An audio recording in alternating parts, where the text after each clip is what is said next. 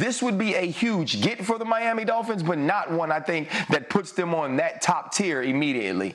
What do you think, Ross? Yeah, the bigger issues for the Dolphins are Tua's health and the improvement that they expect to make on defense under Vic Fangio, the new defensive coordinator. I believe Mike McDaniel would have a nice plan. I'm sure he hasn't even thought about it yet, but I think he would have a nice plan for incorporating Dalvin Cook into that offense, and I think there are ways he can help. I just don't see him at this point as like that's the piece that puts you over the top. I think the Dolphins are kind of right there, and there are other factors that will determine how elite they are. Are the Miami Dolphins an elite AFC team?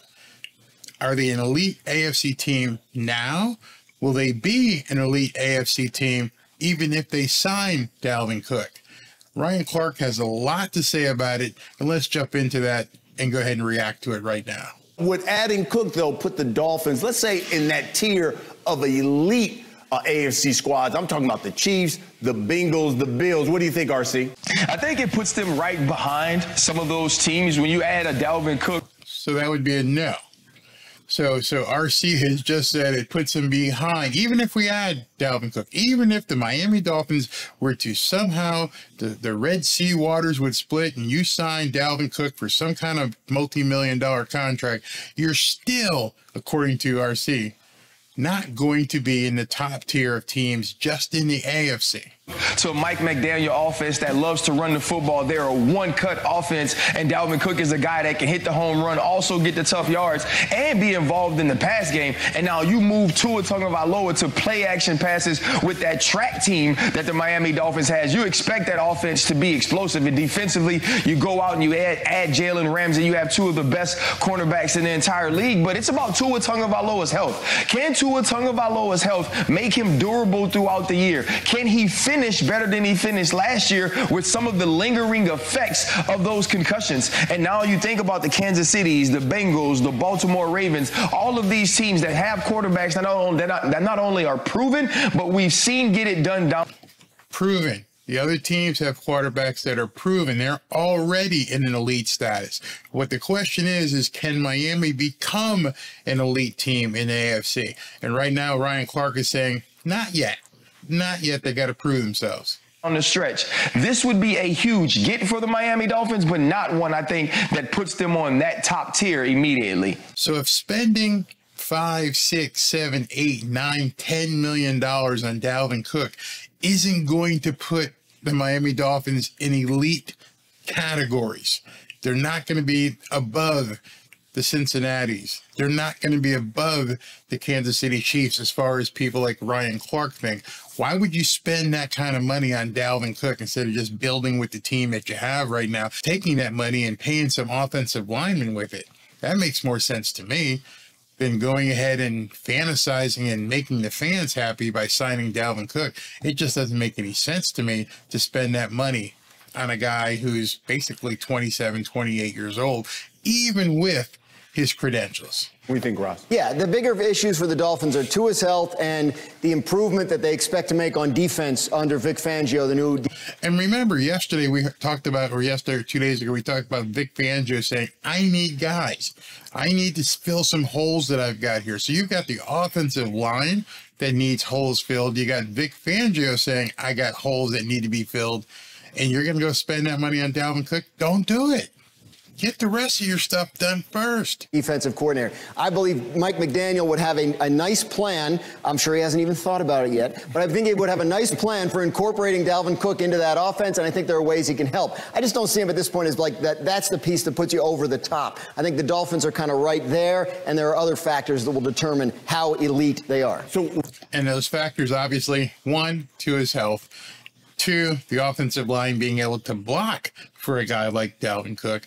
And 3, does Vic Fangio have the assets he needs on that defensive side of the ball to make his magic work? Which team, in your opinion, Graz, poses then the biggest threat to the Chiefs in the AFC? I got to stick with the Bengals. I mean, that's the team that knocked them out in the AFC Championship game 2 years ago and played them in the AFC Championship game again last year. Burrow, I believe, is 4-1 in his career against the Chiefs. So I think they still, until somebody else looks like they can go toe-to-toe with them and knock them off the way the Bengals have, I think it's got to be them. RC? I'm going to play a little off-season optimist for the Baltimore Ravens. All right, so listen here to what Ryan Clark says about the Baltimore Ravens.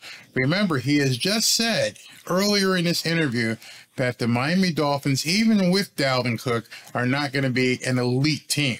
Listen to what he says about the Baltimore Ravens. I agree with everything Graziano said about the Cincinnati Bengals, and that's the thought that makes sense. But look at what the Baltimore defense did going late into this season. You almost go to Cincinnati and beat the Cincinnati Bengals without Lamar Jackson in the playoffs. Now Lamar Jackson has OBJ. You're hoping that Rashad Bateman is healthy. You go out and get Zay Flowers. We know what Mark Andrews is at the tight end position and a run game that is going to be difficult to stop, especially with the healthy Lamar Jackson. You add Todd Monken as the offensive coordinator, and you can now have an explosive pass game that's pass first, and then you have to stop the run being spread out all over that field. Mike McDonald found a way to get this defense to play better down the stretch as well. If everything clicks for the Baltimore Ravens, it's going to be the scariest offense to play in the entire AFC. And did you hear that? That's the part I wanted you to hear.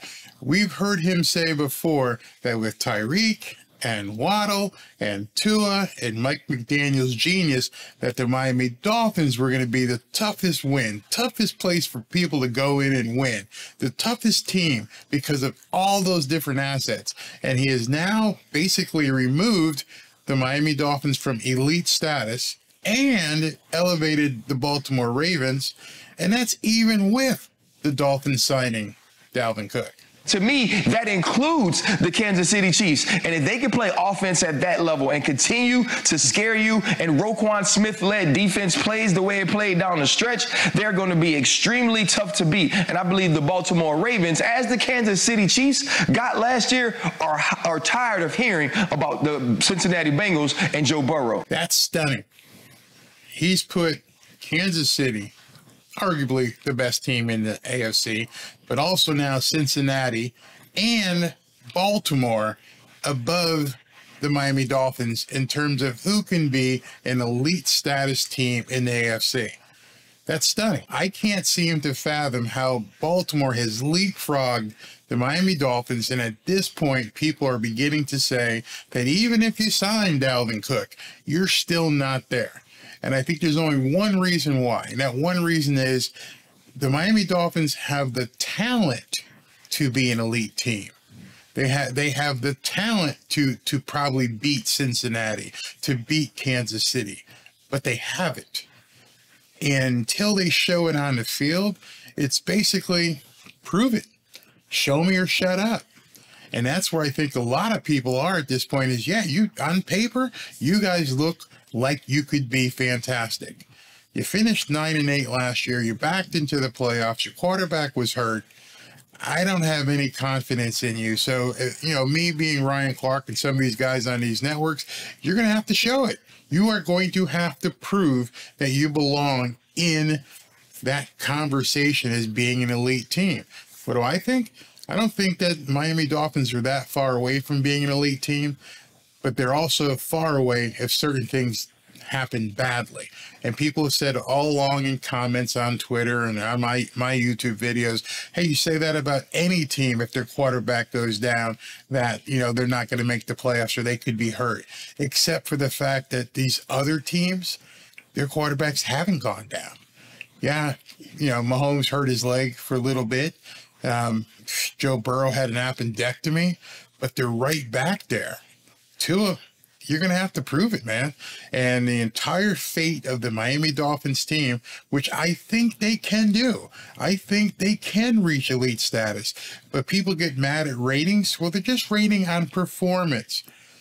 On performance, no, the Miami Dolphins are not an elite team. On paper, they are an elite team. But the only thing that counts is what happens on the field for the entire season. You can't be elite for 6 or 7 games. You can't be elite for 8 or 9 games. You got to show up the entire season. And until the Miami Dolphins do that, no, they're not going to be considered an elite team in the AFC, not even including the teams in the NFC. I'll be right back.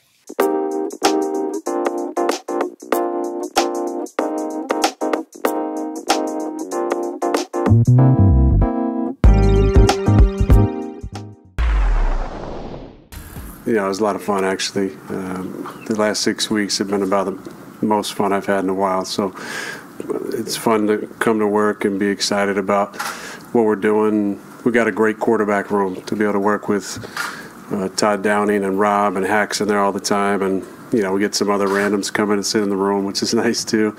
But to work with Zach and Tim and Chris has been a lot of fun. So I'm going to begin doing segments on the Miami Dolphins opponents because I think it's important for us to follow the progress of these other teams from now through the season so we can see how they look against the Miami Dolphins. Fortunately, the New York Jets don't play the Dolphins. First game is November 24th up in New York, and then December 17th here at the Hard Rock in South Florida. So it's going to be quite a while until the Dolphins and Jets actually face off. So there's going to be a lot of data and a lot of information behind the progression of both teams before they meet for the first time in November. So I'm going to talk to you today about something that I saw, which was very interesting regarding Aaron Rodgers and his progress with his team, the New York Jets. Let's take a look and react to this video. Aaron Rodgers has been in New York all offseason, or at least most of it, and not only has he been around, he is having the absolute time of his life in his new city. Yeah, it was a lot of fun, actually. The last 6 weeks have been about the most fun I've had in a while. So, you were in Green Bay, dude. You're in Green Bay. There's not a whole lot, a heck of a lot to do in Green Bay. I've driven through there. There's not a whole lot to do. You're in New York City, the entertainment capital of the world, basically. You got to go hang out with Taylor Swift. Not that that's not my kind of music, but we saw you dancing. So yeah, you're having a lot of fun in New York City. It's fun to come to work and be excited about what we're doing. We got a great quarterback room to be able to work with Todd Downing and Rob and Hacks in there all the time. And, you know, we get some other randoms come in and sit in the room, which is nice too. But to work with Zach and Tim and Chris has been a lot of fun. All right, so Damien, the fact that Aaron Rodgers has been at all of OTAs is a big story, as he has not done that in recent years with Green Bay. How important is that to the Jets' success this season? So I've got a thunderstorm coming through, so if you hear the thunder, it's okay. I'm all right. As long as things don't blink off, we're going to keep going. So Aaron Rodgers, who hasn't gone to OTAs and most of the mini camps the last couple of years with all his troubles with Green Bay, is already doing something different with the New York Jets that he hasn't done in a couple of years. It's huge, man. It's huge. I always say championships are won this time of the year, and you're talking about a guy who already knows the system, and he's able to teach these other players like Garrett Wilson and, you know, all these other guys the ins and outs of the system, things that he wants done. Because make no mistake about it, this is his offense. You know, we can talk about Nathaniel Hackett as the offensive coordinator, but this offense is tailor-made for Aaron Rodgers. And so being able to get those reps all offseason, you know, throughout OTAs with these guys, that's something that he hasn't done in Green Bay, you know, the past couple of years. And we saw last year the effect of not having those reps with those rookie wide receivers. Yeah, it definitely had an effect on their production early on in the season. Yeah, Damien, there's such a clear blueprint for this. There's a precedent already, and it's recent, and it's Tom Brady going. Exactly. I was hoping they were going to bring that up, and they did. Is Tom Brady went down to Tampa Bay and said, this is who I want. These are the players I want. This is the offense we're going to run. I'm going to show up. I'm going to show you guys what I expect you to do, and then you're going to have to do it. To Tampa, refreshed, revived, willing to go down there and sort of get right in the mix right away. And that was, by the way, during a COVID year when you had to kind of do these things on a high school football field. But the one thing I'd say, and this is not to rain on anybody's parade, is that Tom Brady still had to go through a lot of rigors that first season. Everybody wants to talk about the Super Bowl and the way it ended, but that was very close to going off the rails. Yes, it is all happy right now. It is all good vibes, and that's a great, great sign, because that is what you're going to need midway through the season when it starts coming at you. I think Tom Brady mastered it, and Aaron Rodgers can continue to learn from exactly what he did in Tampa. They say there's no substitute for experience, and I think they're finding that out with the New York Jets. You've got a very experienced quarterback who's seen it all. He's got the offensive coach, the offensive mindset that he's completely comfortable with, and he's making these young wide receivers understand Do what I tell you, and we'll succeed. Sounds invigorated right now in New York. He's likely to do something with the Jets that Aaron Rodgers has actually never done before in his career. Check this out. He has a chance to throw a touchdown to a wide receiver. It was taken in the first round. He has the most touchdown passes. That is absolutely stunning. So let me just break that down for you. Aaron Rodgers has thrown 475 touchdown passes. Not a single one of those passes have been caught by a player who was drafted in the first round.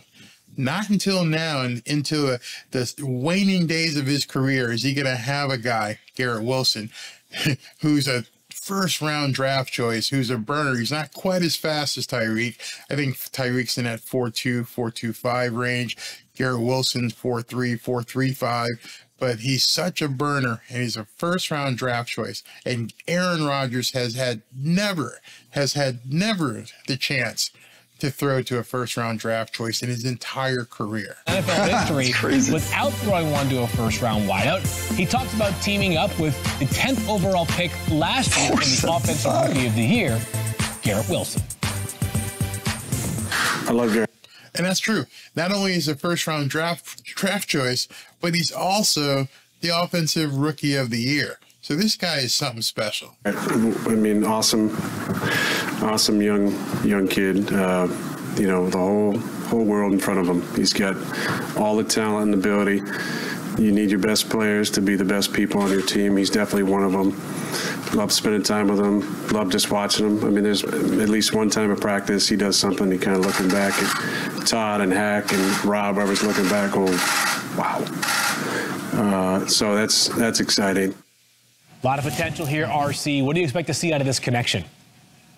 You know, I think that they're going to be great together. One thing you saw with Tom Brady when he got to Tampa Bay was the excitement that the young wide receivers had to play with such a legend. And I've seen the exact same thing from Garrett Wilson. I got an opportunity to talk to him about Aaron Rodgers and how excited he was to not only play with him, but to learn from him. And he's got the opportunity to do that the entire offseason. He's a guy that can run the intermediate route. He catches the deep ball. Remember, he won Offensive Rookie of the Year last year as a wide receiver, catching balls from guys like Joe Flacco and Zach Wilson, and from Mike White, now Miami Dolphin as well. So none of those guys are at the stature or level of Aaron Rodgers. Also showing you the toughness across the middle. I believe that Aaron Rodgers is going to love playing with Garrett Wilson. It's something Garrett Wilson has that knowing that Aaron Rodgers has got an opportunity to play with, he has a second level of juice to add to some of the creativity off the ball that we saw from a guy like Devontae Adams. Garrett Wilson, the sky's the limit for him. But along with Aaron Rodgers, we can watch the Offensive Rookie of the Year take the next step to being amongst the elite of the wide receivers. And you better believe it. If Garrett Wilson is healthy, it's probably going to take about 1 week for touchdown 477, and that one will be thrown to a guy like Garrett Wilson. Yeah, they break. I mean, you think about that. Everyone talks about how great Tyreek looked with Tua last year. Take that same analogy, how Tua playing with Tyreek caused Tyreek to, see heights of 1,700 yards receiving, even when he really didn't know the offense. Now you're looking at Aaron Rodgers knowing the offense. They actually have an advantage over that of which Tua and Tyreek had. Both Tua and Tyreek never played in Mike McDaniel's offense. It was completely new. Even Tyreek said, I had to do a lot of stuff just with my athleticism. These two guys, just completely opposite. Aaron Rodgers brought his offensive coordinator with him. Could be upon us for Garrett Wilson, which is a scary thing to think, given the fact that he won the Offensive Rookie of the Year just 1 season ago. So just imagine a year of already playing in the NFL and learning somewhat of the system of the New York Jets, and now Aaron Rodgers bringing in some of his own ideas and ideology along with his offensive coordinator. They are going to be a force to be reckoned with. And I'm sure Vic Fangio is going to come up with something unbelievable to help slow that down. But nonetheless, the Jets are going to be a force to be reckoned with. Luckily, the Miami Dolphins don't play the New York Jets till way late in the season, day after Thanksgiving. So there's going to be plenty of film to review going into those 2 games in November, December. I'll be right back.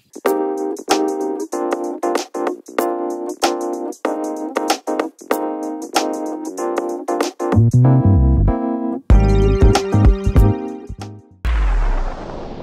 are you that kid from the internet? Yeah, I'm Baby Gronk. I'm Liv. Nice to meet you. You. What are you doing at LSU? I'm not playing. You have to come here. It's awesome. I'm You're so cute.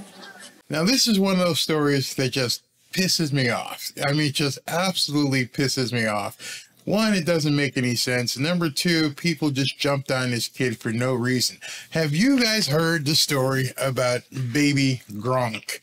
This 10-year-old kid that supposedly is being recruited out of midget football to play in different colleges. It ain't happening. That's crock. And then he gets Olivia Dunn from, I believe she's a gymnast with LSU, to come out and, you know, do this funky little interview thing.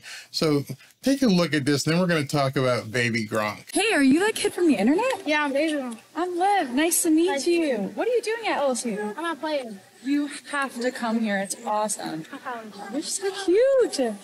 So let me know what you're thinking about this right now. You got this 10-year-old kid, and you've got this beautiful blonde co-ed from LSU coming up to you and giving you a hug. And you got this look on your face like, what's wrong with this chick, man? Why don't this chick get off of me? This is Baby Gronk. I think the real Gronk would have acted a little bit differently. So Baby Gronk, everybody's talking about Baby Gronk, Baby Gronk, Baby Gronk. And the New York Times, I started to do a hit piece on this kid. I just couldn't even believe what they decided they were going to do. And here's why. It says here, from The Athletic, Baby Gronk is a 10-year-old whose father is pitching him as the next big thing in college football. He's a real athlete. He's not a normal kid, his father told us. He has been trained and programmed since he was 6 years old. Further, it says, we put 5 or 6 days a week of training. He diets, eats clean food, salmon and brown rice. He's in a routine. He's a real athlete. He's not a normal kid. That's fine and dandy. And, you know, it's all good. I don't have a problem. That's your child, and that's how you want to raise him. My problem is the comments that came afterwards, the comments that just basically denigrated this father and the way he was treating his kid. They were calling this kid the next Todd Marinovich. If you don't know who Todd Marinovich is, go ahead and Google him. But he was with a huge star at USC. His father was a former NFL player. He groomed him to be an NFL quarterback. The guy got involved in drugs, had a lot of problems, and he was out of the league, and he was busted and was homeless for a while. So, but I digress. The problem I have is the New York Times decides to do a hit piece on it, and the comments in here were just amazing to me. Who programs a child? That's the one I wanted to show you. Who programs a child? The New York Times has a problem with this father programming his young son, who loves playing football, into being a football star. The New York Times. The New York Times. The same organization that is out here applauding kids getting transgender surgeries, saying that kids as young as 5 and 6 can choose to be a different gender. They applaud that. Applaud parents bringing their kids into clinics and having their chests ripped apart and their private parts taken off, or in some instances, a lump put down there to change the thing that wasn't there. I'm trying to be as delicate as I possibly can. That's okay. That's encouraged. We've seen the pride parades where the people are twerking left and right and people holding their babies up and, you know, showing people this is okay. This is a lifestyle that you can embrace and feel comfortable with. This is a lifestyle that you should feel is inclusive. Yet a kid playing football and his father doing everything he can to make sure this kid can play football and enjoy the game. Whether you believe it or not, he's not hurting the kid. He's feeding him well. They're working out. Anything you'd have to say is maybe psychologically he's building the kid up for a letdown if he's not good enough. But it's not like he's taking him into a surgeon and saying, lop off his junk. He's not like he's going through some class and saying, look, you got to watch these people twerk. He's not doing that. He's not taking them to drag queen shows. He's not showing him lifestyles that are just from the crazy and kooky. He's playing football. And I don't understand why. Well, I do understand. That's a different video. But people got to wake up. Baby Gronk, I don't care what he does. If he's doing something healthy, the kid looks happy, except for when he hugs a woman. But what's wrong with somebody feeding a kid correctly, bringing him up correctly? So he's fanatical about football. But if he put a dress on, then it'd be okay, wouldn't it?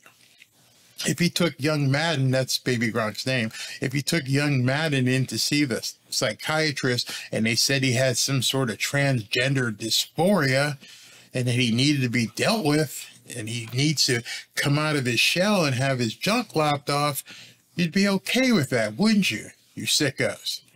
But because he's playing football, he's being programmed. Because he's playing football and he's doing male-based things, God forbid a male would do male-based things, like play football, like, you know, go out there and train and knock kids around. God forbid he's doing that. If he was putting on mommy's high heels and mascara, then you would say, that's our little girl. That's our little girl. You people are sick who are saying these kind of things about this kid.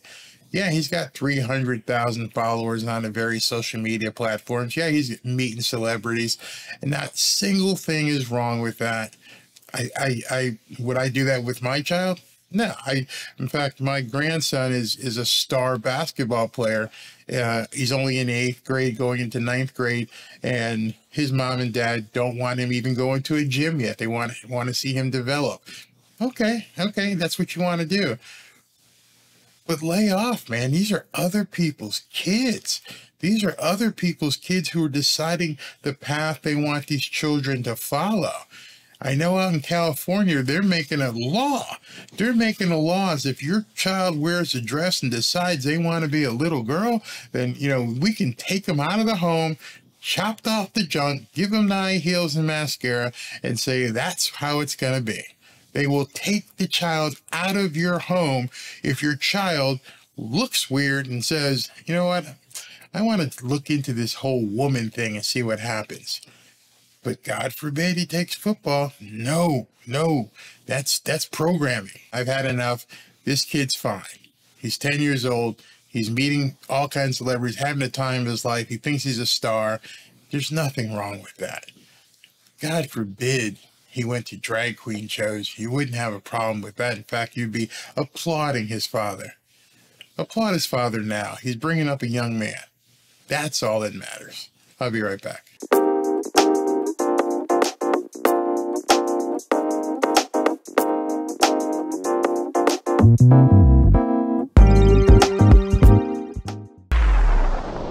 With ESPN, for the players, I know you talked about keeping the joy of the game, but I'm curious, it's a long season, right? And you guys have had the target on your back the entire time, the win streak being number one. How do you handle the unique pressure that comes with that? How do you keep the joy for so long when anxiety seems like a thing that could very easily set in? So I talk about Christianity a lot in my videos. Some people like it, some people don't. If you don't, I'm going to give you a second to click off of this story. Okay, so you're still here. So in closing, I got a story. It's a heartwarming story about a championship team that did something that shocked the world and shocked ESPN. Let's take a look at this right now. With ESPN, for the players, I know you talked about keeping the joy of the game, but I'm curious, it's a long season, right? And you guys have had the target on your back the entire time, the win streak being number one. How do you handle the unique pressure that comes with that? How do you keep the joy for so long when anxiety seems like a thing that could very easily set in? So this guy stepped in it. He's from ESPN. He asked a question, is like, how do you guys stay happy? What is it about you guys and the pressures of winning, because they've won a lot and they just won the national championship for the women's softball team? How can you just stay so level-headed? What is it with everything going on in the world today? What gives you joy? And their answer is a thing of beauty. How do you keep the joy for so long when anxiety seems like a thing that could very easily set in? Well, the only way that you can have a joy that doesn't fade away is from the Lord. And any other type of joy is actually happiness that comes from circumstances and outcomes. I think Coach has said this before, but joy from the Lord is really the only thing that can keep you motivated, just in a good mindset, no matter the outcomes. Thankfully, we've had a lot of success this year, but if it was the other way around, joy from the Lord is the only thing that can keep you embracing those memories, moments, friendships, and all of that. So that's really the only answer to that, because there's no other way that softball can bring you that, because of how much failure comes in it and just how much of a roller coaster the game can be. Okay, can we move on from you, because you must be one of those Jesus freaks? Can we talk to one of your teammates and get a more secular answer, because that was fine and good and fine and dandy, but what about you? 1,000% agree with Grace Lyons. Uh-oh, here's two. Number two, 1,000% underscoring. I 1,000% agree. I went through that my freshman year. I was so happy to win the college. I've talked about this before, but I was just so happy that we won the College World Series, but I didn't feel joy. I didn't know what to do the next day. I didn't know what to do for that following week. I didn't feel filled, and I had to find Christ in that. And I think that is what makes our team so strong, is that we're not afraid to lose, because if it's not the end of the world. Losing isn't the end of the world. People have left comments on my channel when I've talked about being Christian, and they're Miami Dolphin Christian players, and they're like, well, God doesn't bet on wins and losses. He doesn't have an account with DraftKings. You're absolutely right. It has nothing to do with wins and losses. It's the ability to, like this young lady is saying, it's inconsequential. I'm out there to play a game, but it's who I am. I'm still joyful. She talked about when she won the championship, she wasn't joyful. Think about that for a second. I won the national championship as a freshman, and I was kind of miserable. Then I found joy. Then I found joy when I was a Christian. It has nothing to do with the sport. It just makes everything better. If we do lose, yes, obviously we've worked our butts off to be here and we want to win, but it's not the end of the world, because our life is in Christ, and that's all that matters.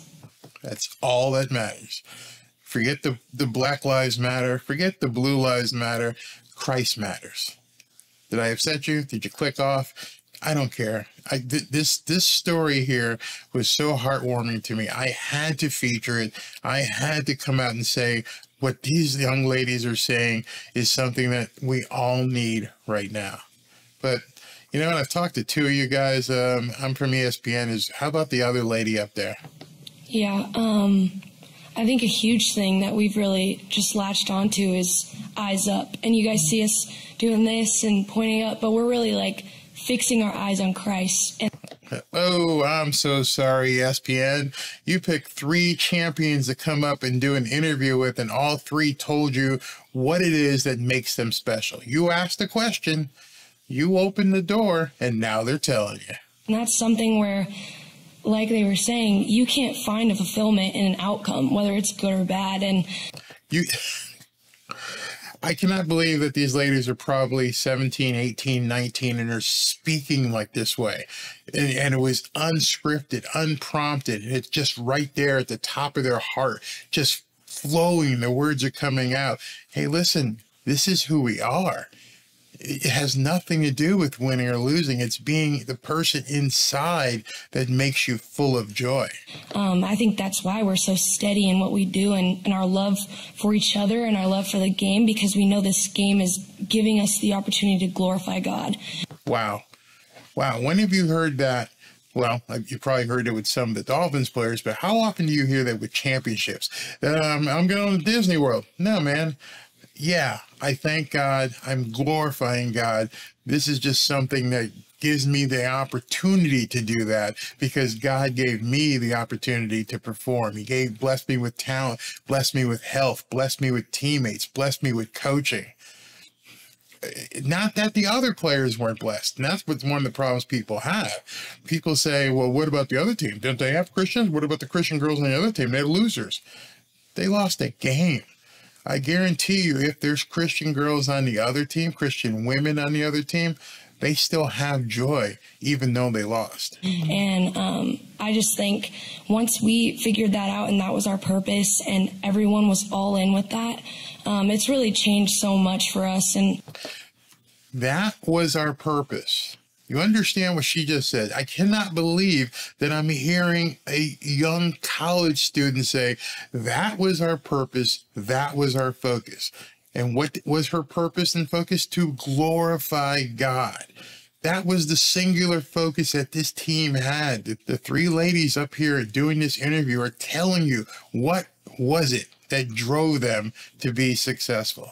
I mean, I know myself, I've seen so much of a growth in myself with once I turned to Jesus and I realized how he had changed my outlook on life, not just softball, but understanding how much I have to live for, and that's living to exemplify the kingdom. And are you hearing this? Is it shocking you? You know, praise God for these three ladies. This is incredible. They're giving a testimony, and ESPN's like, oh my God, we can't cut this feed, can we? No, you can't cut it. You opened the door, you asked a question, and it just came out so naturally for all three of these ladies. I know this is bothering some people. I know some people are either going to unsubscribe or click off this video. That's okay. I'm talking to those of you who need that joy, who want that joy, who desire an inner peace with everything that's going on crazy in this world right now.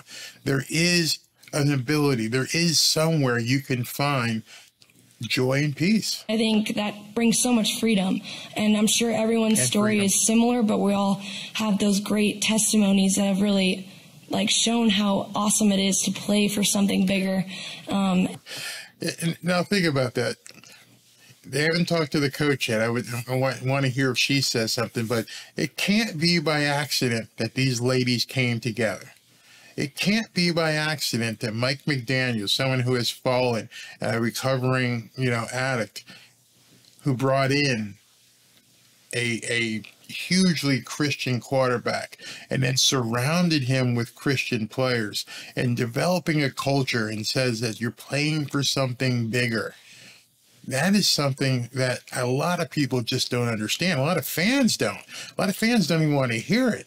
And that's part I don't understand, is that if you believe in the team, if you truly believe that this team, the Miami Dolphins, is a special team, well, it's made up of special men. Tua just gave away $10,000 to a fan who started QAnon. He did it out of the goodness of his heart, and I'm positive that when he wrote the check or made the deposit, he said, in Jesus' name. And I think that's just what brings me so much joy. And no matter the outcome, whether we get a trophy in the end or not, this isn't our home. And I think that's what's amazing about it is. Wow. I mean, I've seen this video before, and I'm still stunned listening to her talk this way. It doesn't matter what the outcome is. It doesn't matter if the Dolphins go 1-16 next year.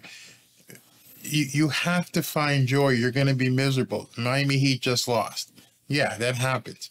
I've told people, either one way or the other, if the Dolphins win or the Dolphins lose, my mood doesn't really change. And people call me a casual and, all kinds of names like that, is because I know where my stability comes from. We have so much more. We have an eternity of joy with. Wow. This is insignificant. Doesn't mean anything. These games mean nothing. The Dolphins schedule means nothing. We all have an eternity of joy. Our Father, and I'm so excited about that. And yes, I live in the moment, but I know this isn't my home. And no matter what, my sisters in Christ will be there with me in the end. Wow. My sisters in Christ will be with me. When we're with our King. So, Patty, you've got to keep. I hope that video gave you joy as well. I hope that video showed you something, that 3 young ladies in college were asked a question: how can you guys avoid the anxiety, the stress, the pressures of being champions, the pressures of being a champion? And all 3 of them did nothing but glorify Jesus Christ. That may be too much for some people to want to take. That may be too much for some people to want to hear. You may not be ready for it. But just come back and watch that video. Just think to yourself, if 3 young ladies, probably 17, 18, 19 years of age, have that kind of inner peace and inner joy, it's waiting for you as well. I'm not going to proselytize. I'm not equipped. I'm not a pastor. But just watch that again.